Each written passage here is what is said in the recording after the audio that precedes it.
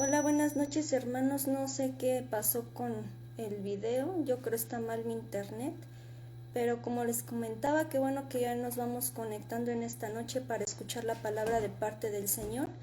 ¿Y qué les parece si me acompañan ahora para que sea el Señor hablándonos? Padre, en el nombre del Señor Jesucristo, presento delante de ti mi vida, presento delante de ti este mensaje, Señor. Presento delante de ti mis debilidades y todo lo que soy, y hoy te pido, Señor, que seas utilizando la vida de tu sierva, que tú seas impartiendo este mensaje, que Fernanda no sea, Señor, sino que sea Jesucristo enseñando a su iglesia. Hoy nos presentamos como tu iglesia, aquí está tu iglesia, pues anhelamos ser instruidos por ti. En el nombre del Señor Jesús. Amén. Bueno, hermanos, como vimos en nuestro dispositivo, el tema de esta noche se llama El consuelo y la misericordia de Dios nos traen libertad. Esta será una enseñanza breve porque ya es algo que todos nosotros conocemos, pero es importante que nosotros lo atesoremos y lo guardemos en nuestro corazón. Y este mensaje va dirigido en especial para todos aquellos que son pobres en espíritu, también para aquellos que se han alejado de Dios, para todos aquellos que se han cansado de luchar y no sienten esa libertad a la cual el Señor ya nos llamó.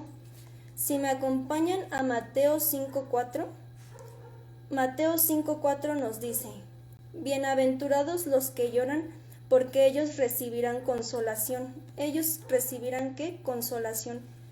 Muchas veces nosotros, tal vez no hoy, pero sí en algún momento de nuestra vida nos hemos encontrado pasando por momentos de dificultad.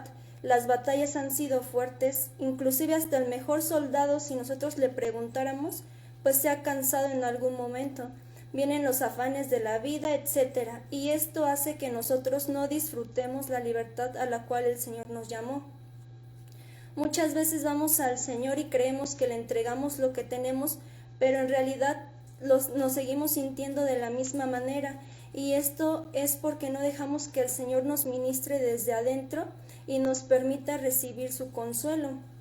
Nosotros debemos de tener en cuenta que somos dichosos y bienaventurados, como lo dice la palabra, cuando nosotros estamos pasando por diversas pruebas, ya que caminar en el Señor no es fácil. Sin duda es duro, pero qué mayor privilegio recibir el consuelo de parte de Cristo por ser parte de sus sufrimientos, como por ejemplo aquellos que son perseguidos por causa del Evangelio. Recordemos que el apóstol Pablo, Pedro, varios de sus discípulos, ¿qué sucedió? Los azotaban, los perseguían, fueron torturados, y durante todo eso que vivieron, el Señor les permitió sentir su consuelo. ¿De qué forma? Que aún en medio de su dificultad ellos tenían paz y estaban gozosos a pesar de lo que ellos estaban viviendo. Muchas veces nosotros ocultamos nuestro dolor y pensamos que pues no podemos estar mal, y en lugar de sanar la herida pues solamente la tapamos, y por eso nosotros no recibimos esa libertad la cual el Señor ya nos entregó, y no estamos dejando que el Señor limpie nuestra herida desde lo profundo. Y ser pobre en espíritu no solamente es reconocer nuestro pecado y nuestro estado espiritual, sino también es reconocer que nosotros sin Dios nada somos, y que aún nosotros somos seres humanos y pues somos débiles. ¿Qué sucede? Que si nosotros nos pellizcamos, pues aún nos duele, aún no somos tan espirituales como quisiéramos ser. Por eso es necesario que nosotros abramos nuestro corazón y le digamos al Señor: ¿sabes qué? Me duele esto, o me está pasando esto. No solo decir: ¿sabes qué, Señor? Perdóname porque me sentí triste y estuvo mal, pero no sacamos desde la raíz todo lo que nos duele, y esto nos quita nuestra libertad, y lo único que ocasiona es que lo llevemos cargando por días, por meses y años. Por eso muchos matrimonios y familias son destruidos. ¿Por qué? Por falta de perdón, porque no sanan la herida desde la raíz. No hay un genuino perdón. Ellos podrían decir: ¿sabes qué? Sí, ya te perdoné, pero solamente el Señor sabe lo que realmente hay en su corazón.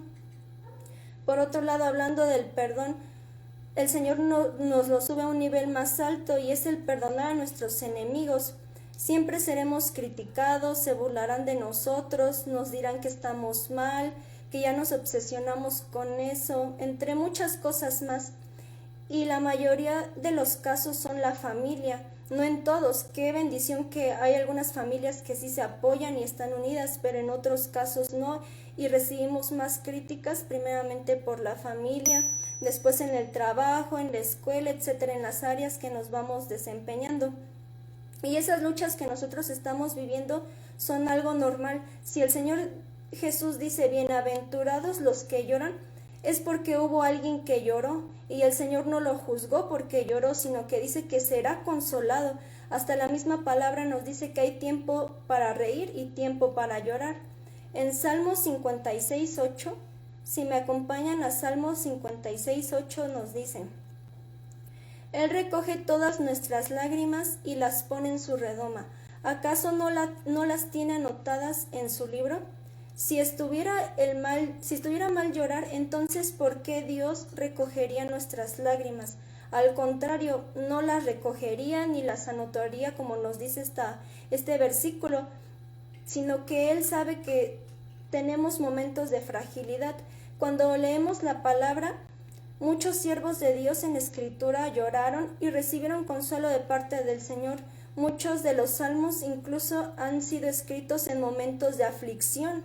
Recordemos también a Ana, que ella lloraba porque no podía tener hijos y el Señor la consuela dándole la oportunidad de ser madre, y su hijo fue dedicado al Señor.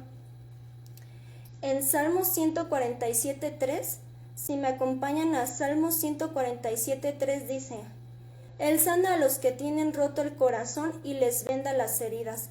Él no nos va a reprochar las lágrimas que hemos derramado mientras caminamos en este mundo de corrupción y en este mundo caído. Si fuera así, Él no vendaría nuestras heridas ni quisiera llevarnos a libertad de lo que estamos viviendo, de lo que estamos pasando. Entonces el Señor Jesús vino a cambiar los corazones de piedra. ¿Y cómo es un corazón de piedra? Pues no llora, se hace el fuerte, siempre está bien, es rebelde, no siente compasión por los demás, es egoísta, siempre se busca primero sus beneficios en lugar de brindarle la ayuda a los demás. Y estando en Cristo nosotros ya no podemos tener un corazón de piedra, sino que necesitamos un corazón conforme de Cristo. Entonces, ¿cómo es un corazón conforme de Cristo? Es bondadoso, es misericordioso, le duelen las almas que se están perdiendo, no busca su propio bien, sino también el bienestar de los demás, busca primero, antes que todo, honrar a Dios, ama y da sin esperar nada a cambio. Y yo creo que todos quisiéramos tener un corazón conforme de Cristo y no un corazón de piedra, un corazón egoísta. Otro de los sufrimientos que el Señor valora es cuando nosotros nos dolemos, cuando estamos intercediendo por aquellas almas que se están perdiendo, ya sea en el alcohol, en la prostitución, en las drogas, en la calle, etcétera. Cuando nosotros estamos intercediendo por ellos y realmente a nosotros nos duele, pues el Señor valora esas lágrimas. Y qué mejor forma de consolarnos cuando el Señor responde nuestra oración. Ya intercedimos por alguien y vemos cómo alguien se agrega a la iglesia. Eso trae consuelo a nuestra alma. Si también intercedimos por algún miembro de nuestra familia y vemos que ya recibió al Señor Jesús, eso también es un consuelo de parte del Señor y que traen gozo a nuestra vida. El necesitar el consuelo de Dios en nuestra vida es necesario. Yo sí quiero que cada adversidad que atraviese, yo quiero que Dios me dé de su consuelo. ¿Y de qué forma? Que me dé de su paz, que me dé de su fortaleza en cada cosa que yo viva. Pero por eso es necesario acudir al Señor transparentes, tal y como somos, de débiles, y ya no pelear con nuestras propias fuerzas. Cada lágrima que nosotros derramemos en fe, ¿en qué dije? En fe. Destrozados, podemos sentirnos mal, pero nosotros seguimos confiando en Dios. Abatidos, pero creyendo, son importantes para Dios. Entonces, ahora, ¿qué significa la palabra consuelo? La palabra consuelo significa descanso y alivio de una pena, molestia o fatiga que oprime a la persona y la mantiene cautiva. ¿Alguna vez nos hemos sentido cansados, molestos, fatigados? Muchos hemos visto, hemos oído casos que aún dentro de la iglesia hay personas que se suicidan. No solamente eso ocurre allá afuera, sino también en la casa del Señor. Y es porque solamente se tapa la herida, pero no se limpia a profundidad, como les mencioné. Por eso muchos les preguntan o incluso me preguntan ¿cómo estás?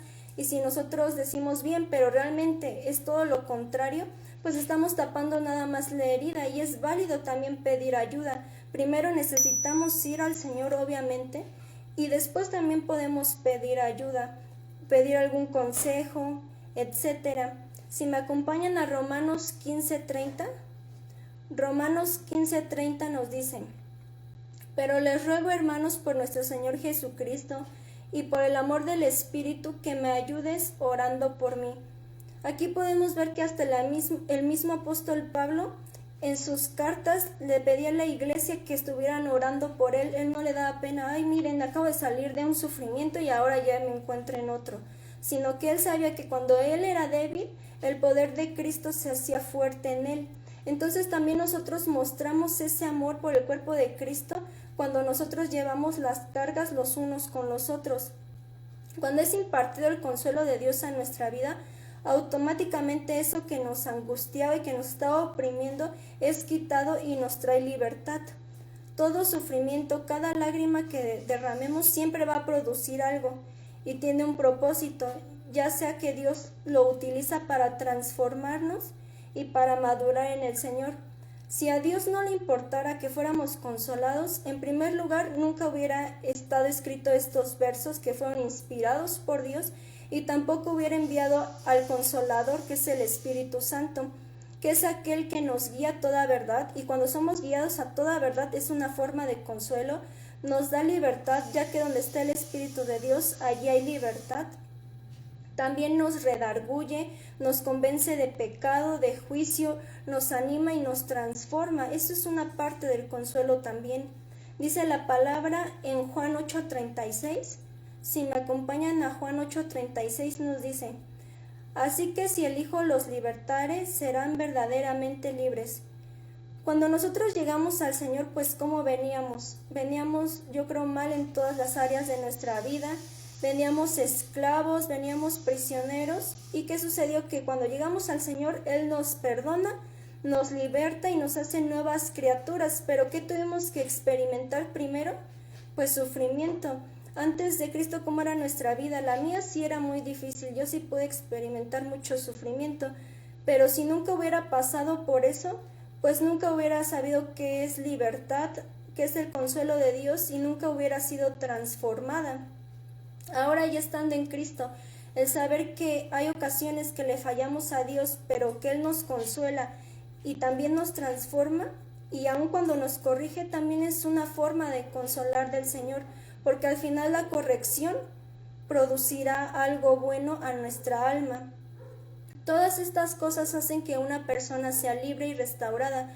Si en lugar de eso hubiéramos recibido de parte de Dios indiferencia, castigo, pues obviamente nunca hubiéramos sido libres ni transformados, sino que caeríamos más de lo que ya estábamos.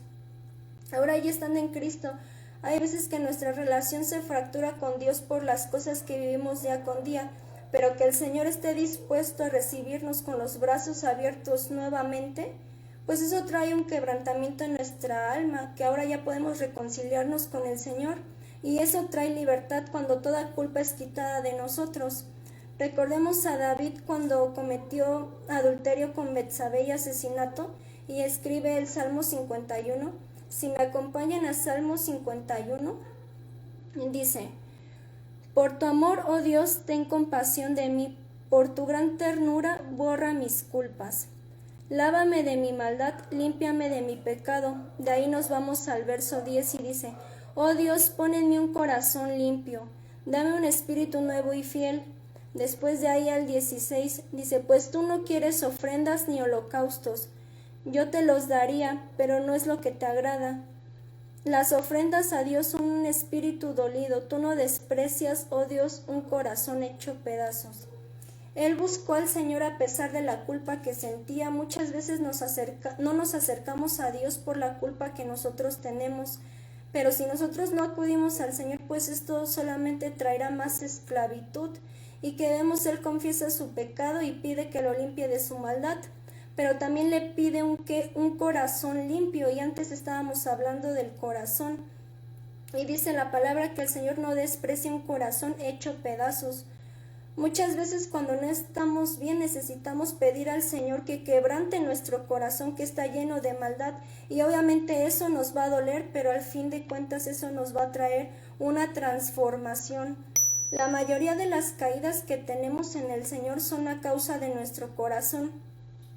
Allí se originan todos los problemas, todos los males vienen del corazón.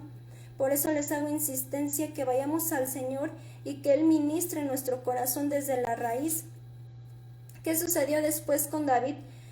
Pues fue quebrantado, perdió a su hijo y después de eso aprendió la lección y fue restaurado, fue perdonado, fue limpiado y recibió consuelo de parte de Dios.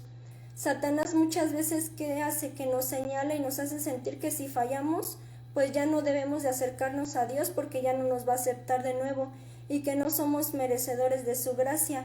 Pero si le hacemos caso a las mentiras de Satanás, pues lo único que va a hacer es que vayamos en retroceso espiritual. ¿Qué sucede cuando nos alejamos de Dios por unas horas o por un día? Pues nos sentimos como que raros, ¿no? Como que ya no queremos orar, ya no queremos leer la palabra. Entonces empezamos a sentir muchas cosas menos la libertad del Señor. La palabra nos dice en Salmos 32:1, si me acompañan a Salmos 32:1 dicen: Bienaventurado aquel cuya transgresión ha sido perdonada y cubierto su pecado. ¿Cómo nos sentimos después de que hicimos algo mal y nuestra transgresión fue perdonada y fue quitada nuestra culpa? Pues nos sentimos muy gozosos, muy libres y recibimos el descanso. Uno de los hombres que más sufrió fue el apóstol Pablo, ya que él mismo decía que sabiendo hacer lo bueno siempre se encontraba haciendo lo malo. Entonces él sufrió también a causa de sus pecados, pero no solo de eso, sino por tantas cosas, las cuales sufrió por amor a Cristo y por su relación con Dios. Y esta noche vamos a hablar de una historia en la cual se encontró él en problemas, pero aprendió una gran lección sobre el consuelo que solamente da Dios. Si me acompañan a 2 de Corintios 1 del 3 al 11, en 2 de Corintios 1 del 3 al 11 nos dice: Alabado sea el Dios y Padre de nuestro Señor Jesucristo, pues Él es el Padre de toda misericordia y el Dios que siempre nos consuela.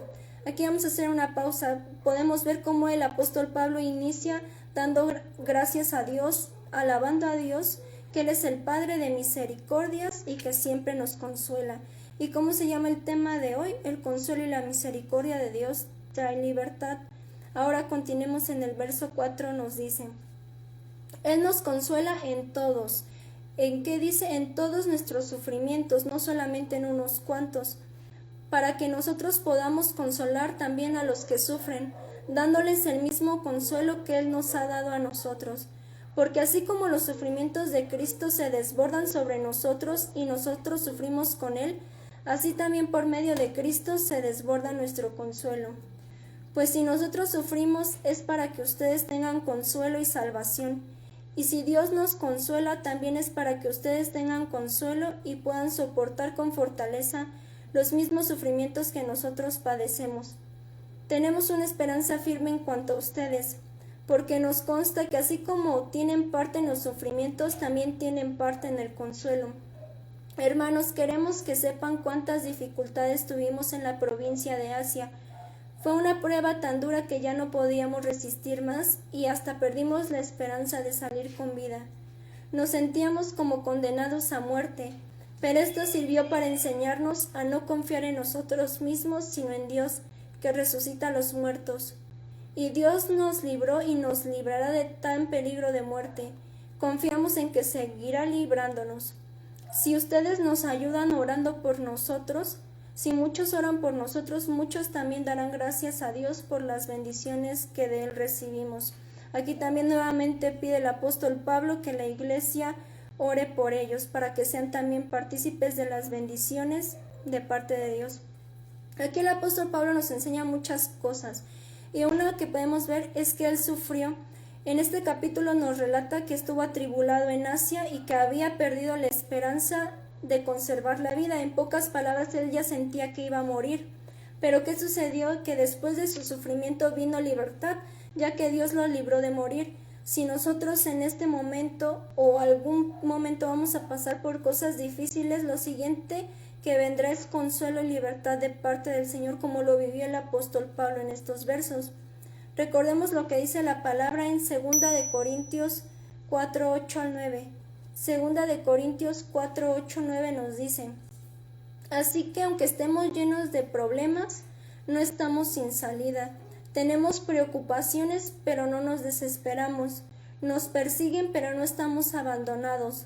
Nos derriban, pero no nos destruyen. Podemos estar llenos de problemas, pero tendremos juntamente la salida. Podemos caer, pero no quiere decir que estamos destruidos. Tal vez hoy no estamos mal, pero no quiere decir que mañana tal vez nos encontremos en alguna dificultad. Las cosas siempre cambian de un día para otro. Hoy podemos estar bien, mañana tal vez podemos pasar por cosas difíciles, alguna enfermedad, etcétera. Solamente el Señor sabe lo que hemos de enfrentar, pero lo que sí estamos seguros de que Dios siempre va a estar con nosotros. Y hoy quiero compartirles unas frases que me han servido y que se han quedado guardadas en mi corazón para seguir adelante. Y ¿te sientes vacío o vacía? No hay vacío que su suficiencia no pueda llenar. ¿Te sientes débil? No hay debilidad que su gracia no pueda fortalecer. ¿Te sientes con dolor? No hay dolor que su misericordia no pueda aliviar. ¿Te sientes triste? No hay tristeza que su gozo no pueda quitar. ¿Te sientes enemigo de Dios a causa de tu maldad? No hay enemistad que su cruz no pueda reconciliar.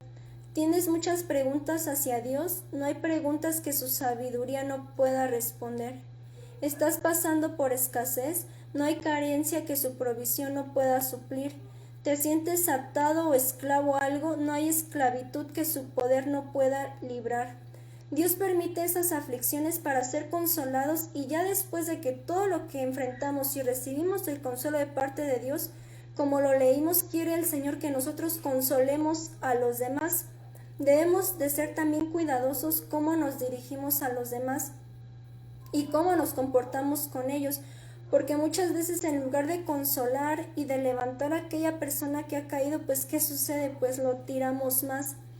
Es necesario que también nosotros nos pongamos en el lugar del otro, y Dios, quien envió a su Hijo, Él nos comprende porque vivió todo lo que nosotros vivimos, pero Él sin pecado. Entonces nosotros, ¿por qué somos indiferentes al dolor ajeno si el Señor no es indiferente a nuestro dolor? Nuestras dificultades resultarán en beneficio para alguien más, ya que cuando nosotros le contemos a alguien más cómo el Señor nos ayudó o hizo esto o el otro por nosotros, la gente puede ser libre y restaurada. O nosotros, al escuchar el testimonio de alguien más, de algún hermano, si estamos mal, podemos ser levantados. Ahora vamos a analizar el versículo 5 dice: porque así como los sufrimientos de Cristo se desbordan sobre nosotros y nosotros sufrimos con Él, así también por medio de Cristo se desborda nuestro consuelo. Los sufrimientos que padeció el apóstol Pablo eran causados por su relación con Dios, ya que a medida que él llevaba el evangelio por causa de Cristo, pues ¿qué sucedía? Que se levantaba Satanás, se levantaban los hombres, atravesaba muchas dificultades para que se frenara el propósito de Dios en su vida. Pero nosotros debemos también de distinguir por qué estamos sufriendo o por qué cosas estamos mal. Si son por causa de Cristo, que desea que nos esté enseñando algo, nos esté madurando, o también son consecuencias de nuestras malas decisiones. En ese mismo verso nos habla de una palabra, desbordarse. ¿Y qué significa? Significa rebasar el límite de lo previsto, sobrepasar la capacidad de algo o de alguien. En pocas palabras nos dice que hay muchos sufrimientos más de los que nos podamos imaginar o de los que tenemos previstos, pero también ese mismo verso nos dice que de la misma manera en que se desbordan todas esas dificultades, todos esos sufrimientos, de ese mismo tamaño será nuestro consuelo. Entonces, entre más abundantes sean las pruebas por Cristo, pues más abundante será el consuelo que recibiremos por parte de Él. Por tal motivo, si no hay sufrimiento, pues no hay consuelo. Un siervo de Dios puede sufrir con confianza. ¿Por qué? Porque sabe que su sufrimiento no es en vano y que rebosará de consuelo. Necesitamos ver el sufrimiento con una perspectiva diferente, Cada vez que sufrimos es una oportunidad para ser fortalecidos en su gracia y que nuestro sufrimiento pueda llevar fruto a alguien más. Todo lo que el apóstol Pablo vivió no solamente solo fue para edificar a las iglesias a las cuales sus cartas iban dirigidas, sino que hasta la fecha, hoy esas cartas que el Señor le inspiró al apóstol Pablo a escribirlas o a dictarlas, hoy están dando frutos en la iglesia de hoy. Ahora en el verso 7 nos dice, Segunda de Corintios 1:7 dice, tenemos una esperanza firme en cuanto a ustedes, porque nos consta que así como tienen parte en los sufrimientos, también tienen parte en el consuelo. Nuestra esperanza debe de ser firme, no dejemos que las circunstancias nos muevan y nos ahoguen. Recordemos que nuestro galardón es grande. Sí es válido llorar, pero no es válido quedarnos en la misma situación donde estamos. Un ejemplo de esto es que inspira al agricultor a soportar las dificultades de la siembra, porque obviamente tú siembras y no al día siguiente ya está la cosecha, sino es un proceso que tiene que esperar. Pues la respuesta es la esperanza de una buena cosecha. Entonces la esperanza nos ayuda a mantener nuestra mirada puesta en el Señor a pesar de lo que estemos viviendo. En los versos que leímos al inicio también nos habla sobre la misericordia del Señor. El apóstol Pablo les muestra a la iglesia de Corintios que es un Dios que se acerca a los seres humanos y que se involucra en la vida de sus hijos. Es un Dios que percibe nuestro quebrantamiento y a pesar de eso nos tiene misericordia. Todo lo que recibimos el día de hoy, estar aquí con altas y bajas, es parte de la misericordia del Señor.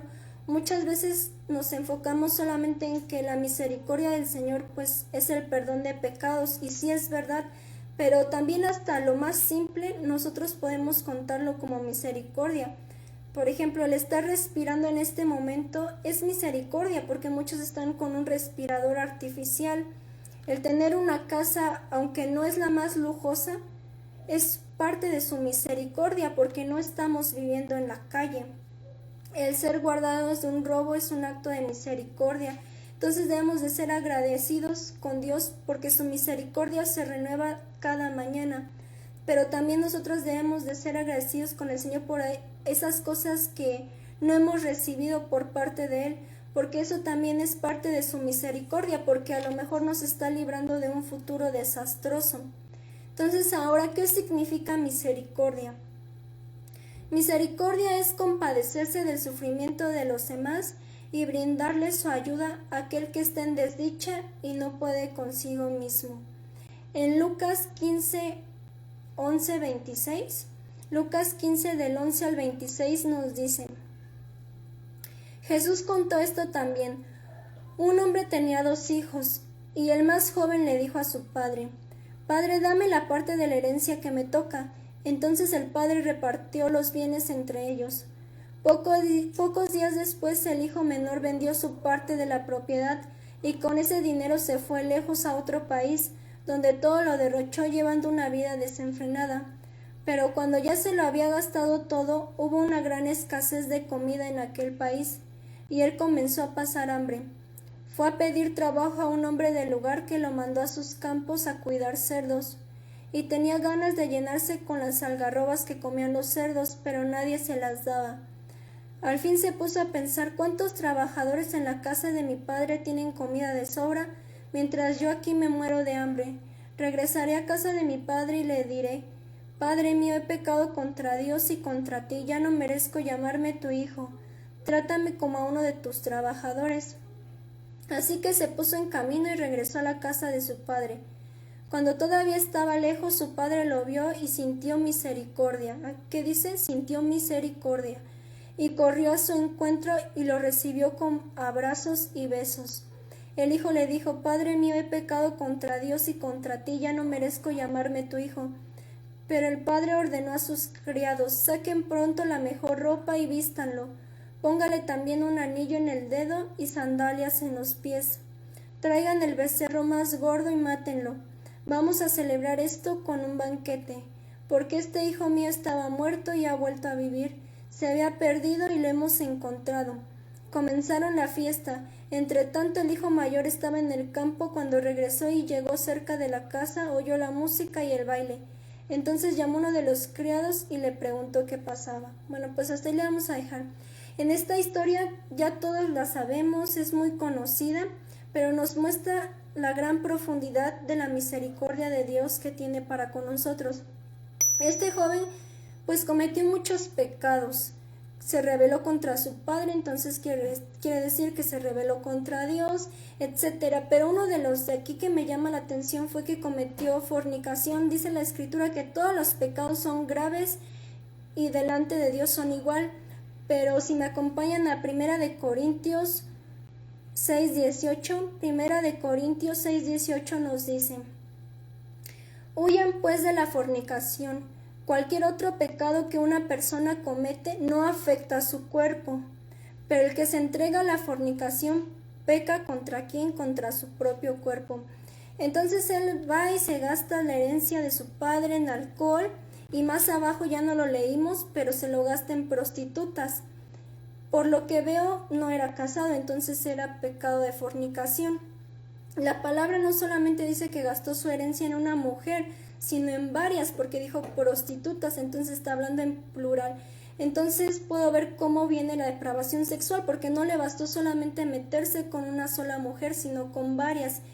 Entonces yo me pongo a pensar en este caso, que si yo me metiera con varios hombres, o que anduviera con uno y con otro fornicando, y cayendo en depravaciones sexuales más de las que yo me pudiera imaginar, y aún así después regresar al Señor, pues siento que en mi caso sería muy difícil.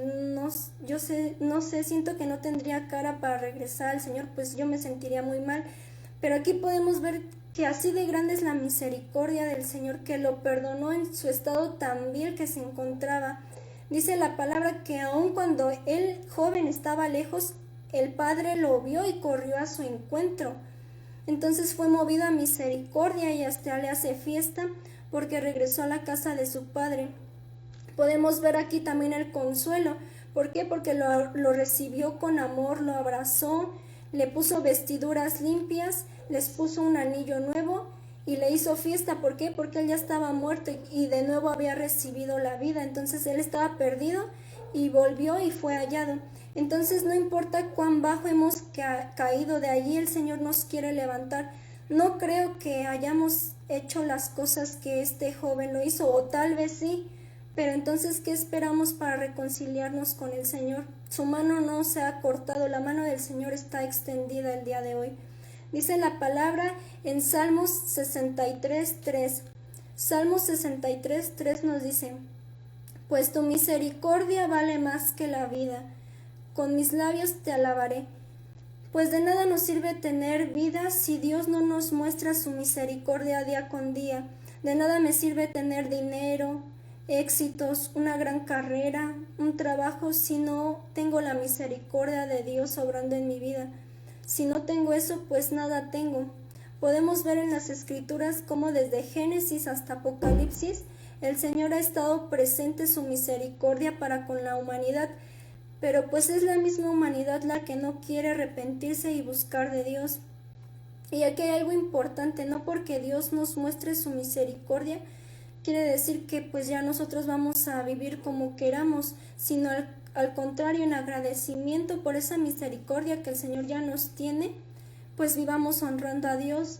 En Romanos 12:1 nos dice, si me acompañan a Romanos 12:1 dice: por tanto, hermanos míos, les ruego por la misericordia de Dios, que dice por la misericordia de Dios, que se presenten ustedes mismos como ofrenda viva, santa y agradable a Dios. Este es el verdadero culto que deben ofrecer. Cuando nos dice preséntate como una ofrenda viva, pues recordaba muchas culturas que tenían dioses que no solamente les bastaba con los sacrificios de los animales, sino que también tenían que sacrificar personas, y hasta la fecha pues lo siguen haciendo los satánicos, que hacen sacrificios de animales, pero también luego hacen sacrificios que hasta buscan bebés para sacrificarlos.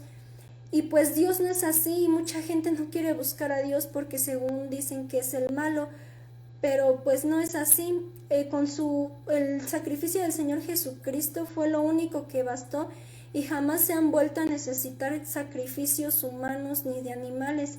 Pero sí Dios nos pide algo, que nuestro cuerpo sea presentado como esa ofrenda para honrarlo a Él, que seamos obedientes, que lo amemos, que lo busquemos y que si fallamos nos acerquemos. Él no quiere que nosotros nos alejemos.